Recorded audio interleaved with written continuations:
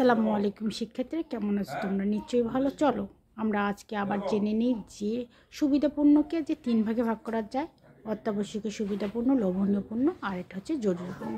শিক্ষার্থীরা, আমরা গত ক্লাসে জেনেছি যে অত্যাবশ্যকীয় সুবিধাপূর্ণ কাকে বলে। চলো আজকে আমরা জেনে নিই যে লোভনীয় পণ্য কাকে বলে। লোভনীয় পণ্য হচ্ছে সেই সকল পণ্য যেগুলো পণ্য অনেকটা আমরা লোভের বশে ক্রয় করে থাকি এবং হঠাৎ করে ক্রয় করে থাকি, সেগুলোকে লোভনীয় পণ্য বলা হয়। যেমন আচারওয়ালাকে দেখলে আচার কিনে খাই, বাদামওয়ালাকে দেখলে বাদাম কিনে খাই, কী হচ্ছে আইসক্রিমওয়ালাকে দেখলে আইসক্রিম কিনে খাই। তো এসব পণ্য হচ্ছে লোভনীয় পণ্য।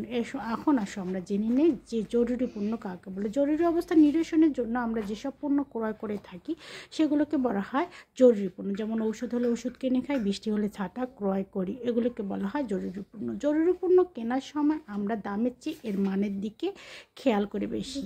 শিক্ষার্থীরা দেখো, যদি আমরা অসুস্থ হয়ে যাই, আমরা সবসময় কী চাই? আমরা সবসময় চাই খুব তাড়াতাড়ি সুস্থ হতে। তাই যে ওষুধ কেনার সময় এর দামের চেয়ে আমরা মানের দিকে বেশি খেয়াল করি। তো শিক্ষার্থীরা আজ এ পর্যন্ত। আল্লাহ হাফেজ।